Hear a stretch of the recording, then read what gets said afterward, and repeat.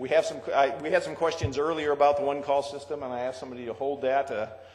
Any questions for these two gentlemen who are the experts in the country? Let's start right down here. You talked a lot about incident numbers going down.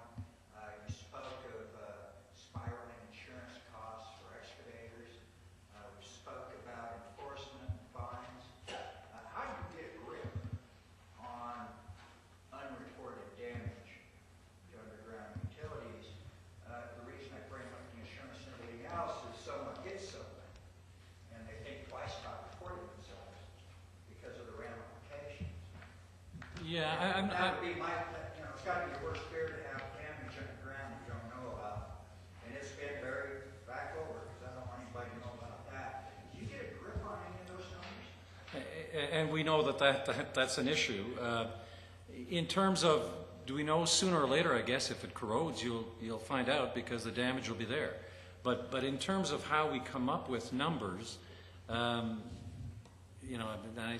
maybe that's not quite the question, but the way we come up with numbers is we take the reports we've got, we give it to a PhD in statistical analysis, blah, blah, blah, blah, blah, blah, and based on census and other figures, we come up with that number. I just want to make sure that people understand. Do I think that number is accurate? No. But I do think the trend is accurate because we calculate it the same way every year.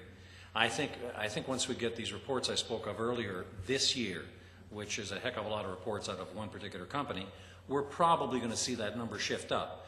I'm hoping that we're going to get their damage reports for the last 5 years so we can see how the trend is going to make sure it's not just a one-year impact on the trend. But companies finding out, once they get a report from somebody that the phone's not working, the cable's not working, there's a gas leak, that's how they find out in a lot of cases, and they don't know who's caused it in some cases. Well, more on the pipeline side, is there a statistics cap or numbers cap to say that the pipeline company discovers third-party damage and their internal inspection tool comes up with?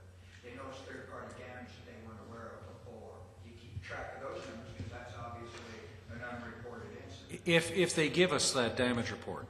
And we also keep track of near misses. We also get about 2% of our reports per year where there wasn't something hit, but it could have been hit because something failed in the process. And we want to learn from those what failed in the process. And we typically get those from excavators where something wasn't marked or whatever the case may be, not marked correctly and they almost hit a line. So, and a lot of those, one excavator tells me who's been in the business for years, and I'm not sure that he's indicative of the country, but he says that for every hit he's had 8 near misses because of something that didn't work out. So we hear of it when the companies report to us. So there, I guess, boil it all down, is there a number for unreported damage? Well, once the damage is reported, it's reported, so I guess. A pipeline company's going to discover damage at their facility and know it's a third-party damage. Right. Not know when and how, but they do know somebody dug into their line. Well, they'll give us, if they give us the information, they'll give us what they've got. And the root cause is quite subjective. We've got a number of reports in our database where an owner-operator has given us the report and the excavator's given us the report on the same damage with a different root cause. Okay, and that happens, and we count both, by the way. If we get the same report with the same root cause, same ticket number, one is turfed. But because that's just a duplicate report. But where there's a different conclusion, we count both. So I don't know if that gets to where, I was just trying to get a feel for how many people damage and walk away? Yeah. I don't know what that number is. I don't know what that number is. We get the, if they report it to us, we'll know. But I suspect every walked away damage is reported because sooner or later somebody's out of service. You just don't know who caused it. I think it's an interesting point, too. One of the examples that started opening my eyes up, I was in Washington, D.C. I think it was a congressional thing, and I was in one of those majestic buildings there, and my cell phone rang, and it was the city manager from the city near where I live in the other Washington calling because some resident had called that they saw somebody digging, and all of a sudden they saw soil blowing out of the ground from where they were digging, and they saw the guy get down in the hole and do something, and the dust quit blowing, and then the truck drove off real quick. And they went out and looked, and it was obvious it was on a gas pipeline, and he had hit a pipeline, and the city didn't know who to call. So somehow they knew I knew something about pipelines, and they called me in Washington, D.C. and asked who to call. And it was like, in our state at that time, you're supposed to call the Attorney General. Well, good luck with that. But, I told them, well, call Cascade Natural Gas. That's the provider. They're going to be very interested in this. And they went out and looked, and it was just as you described. This guy had hit this pipeline. He'd wrapped some duct tape around it real quick. I think it was electrical tape, actually, and filled in the hole, and off he went. Somebody saw him and wrote down his license plate, and he paid. I guess there's no amnesty. I mean, somebody that's looking at their insurance skyrocketing and the enforcement and everything else, that encourages somebody not to report. That's always a problem you have in occupational safety with a worker. He's not going to tell you cut yourself. He's just going to fill out 500 pieces of paper and you just pay it on. Right. Was there a question back here? Yeah, go ahead. Yeah, if you hit something when you're excavating that's not marked, what's the best way to get it into the system? Like a water line or a fire line or things like that? Or sometimes privately owned by a condo association? So you're saying to report the damage? Well, either to report the damage or I guess really for future reference, try to get it in the system so it's Okay. marked and you kind of don't know where they are. How do you deal with that? In Utah, you certainly, we'd encourage you, number one, call the operator to have him out there to make repairs. But to get that into this system, into this dirt report, we've got what we call a virtual dirt application, and you can access that on our website. You can enter the information from that damage, and then it will be tracked within this national database. But, okay, if it's like there's no damage or the damage in the past, you want to get a pipeline in the system, say it's a water line for fire, say a condo. Yeah, typically when it's repaired, the company will come out and repair it, and then they'll issue blueprints back to their engineering people to get it into the system.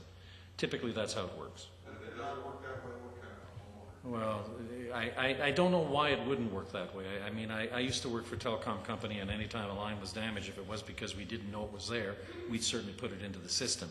I'm saying typically. It's not our line kind of attitude. Well, then how can they? Well, somebody's line's it's got to belong to somebody. It's the homeowners association line. Oh, okay. Private condo association or something. Okay. The only utility lines that are going to be located marked are going to be those that are owned by the utility owners. If it's on private property, whether that's a business or a homeowner, those aren't going to be included to be located and marked by the utility companies.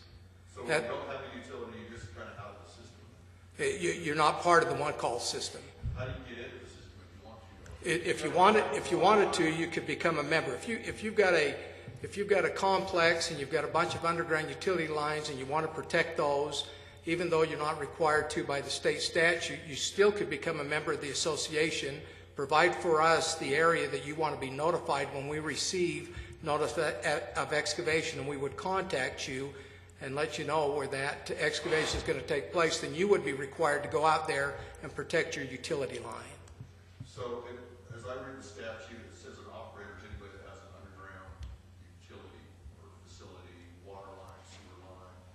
And like in a lot of cabins or subdivisions, there'll be like private water lines or sewer lines or fire lines. And those seem to be off the books. And I'm just curious if the homeowners don't know where those lines are or the homeowners association don't know where those lines are. How does that kind of system come into the system? They would pay to get it located, or locate them for them, and then they would have to keep the mapping of it. It's a very interesting problem because right now, in a couple of states, the one-call laws stop at the property line. A couple of other states, it says, if you derive revenue from the service, then you must mark it. Now, you think about that in some urban areas where people have installed their own irrigation systems, they've installed fancy lighting around their trees and shrubs and so on and so forth. The electric company is deriving revenue from that. The irrigation lines that you put in for your sprinklers, the water company is deriving revenue from that.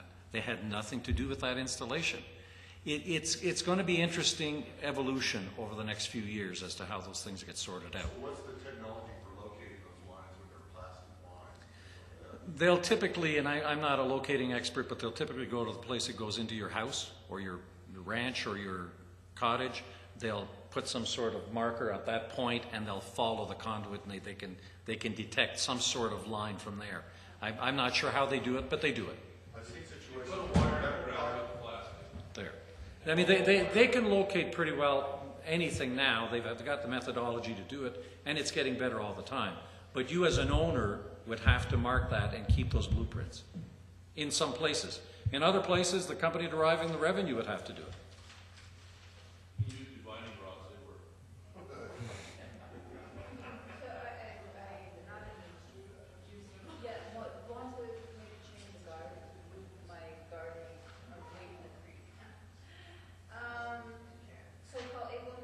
Yes? And what is the fee?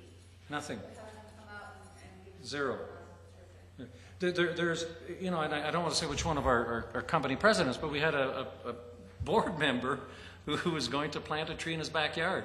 And he goes out to plant the tree, and he tells me the story, and he'd shoot me if I ever... And he says, I put the first shovel in the ground. I said, you know, I'd better call. And lo and behold, he was right over a gas distribution line. So, you know, just don't know where the facilities are, and we don't know how deep they are. Erosion, frost heaving, et cetera, initial installation. So you call. That's a safe thing to do. Go ahead. My earlier question about what happens when they don't show up within the time frame to mark the utilities. If you call and you don't hear anything back, how do you know what you don't know? You know, back to the point, you shouldn't take a chance, but depending on the state statute,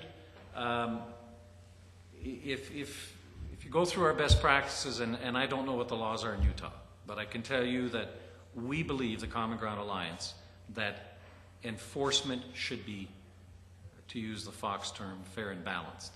So if the company that's supposed to mark the lines doesn't go out and mark the lines, they should be fined. And if they do mark the lines and the person doesn't obey them, they should be fined. So that's how we believe things should work, and those are the best practices in the Common Ground best practices. It's a shared responsibility. Everybody's got a job to do it right. And if somebody abuses the system, by the way, you do get contractors or companies, I won't mention which one, that all of a sudden they're going into a subdivision and they're going to put in a whole bunch of facilities in 1 week. And they call in a massive amount of locates. Well, that's very difficult for all the other companies to adhere to that and get them done in time. And so there's got to be some sort of negotiation that goes on there. And that does happen. But by and large, if you call, you give them the amount of time they require. They should be there on time. They should mark it correctly. And the excavator should obey the marks. And if they don't, then when the piece breaks down, the appropriate person should be held liable, or company. Many people who call in the blue stakes, they know there's a utility there and it doesn't get marked. They'll call blue stakes again on an emergency. We know there's a line here, it's not marked, they need to come now, and they're supposed to respond within 2 hours. It's an emergency.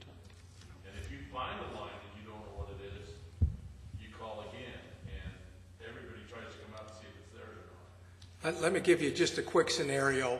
You know, everything's not perfect, and so you might call in an address that you think you've called that in, and somehow the number got transposed, whether you transposed it when you gave it, or the operator that took it transposed it, and when they verified back, the excavator says, yes, that's right. So you might go, after the 48 hours, you might go out there and think, okay, there's no marks, nothing's here, and you're a little concerned with that. And just like Scott Brown from Questar said today, if you're aware there's a facility underground and it's not been marked, I would exhaust all avenues to get that line located and marked. Call back into the Blue Stake Center. We'll send out a second notice. We'll verify the address that was given.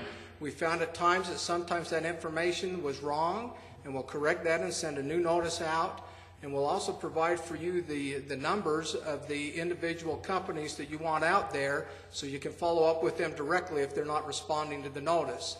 But in the state law, it's very explicit that you can begin your excavation if you know all the operators have located and marked their lines, or they've let you know they're not in conflict, and that's even within the 48 hours. Or if the 48 hours have expired, you can begin your excavation. But I'd side on the side of safety. If you know it's under there and it hasn't been marked, exhaust all avenue to get that marked so you know where it is before you dig. And in the same way, sometimes the lines are marked, you dig and you find a facility that wasn't marked. You go, goodness, this wasn't here. They'll call in, and typically 1 hour, 2 hour. Well, emergency right. notice like that, and the company will go out quickly.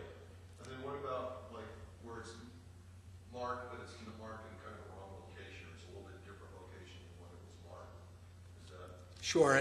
You know, it's not a perfect science, and if they've mismarked it and you dig down and you hit it and you were outside that safety zone's 24 inches on either side. Let's say you were digging 3 feet over and you dug down and hit the line. The utility operator will be liable, and they'll repair it and not charge you. All right, any last question? Thank you all for coming today. We start again tomorrow morning, and we're going to kind of drill down even deeper, and we're going to actually talk about what happened on the Chevron pipeline and some of the things that are learned from that. And we also have some emergency response discussions tomorrow, and we have someone here from the National Association of State Fire Marshals who's a national trainer about kind of some best practices in that too. So thank you, and have a good evening.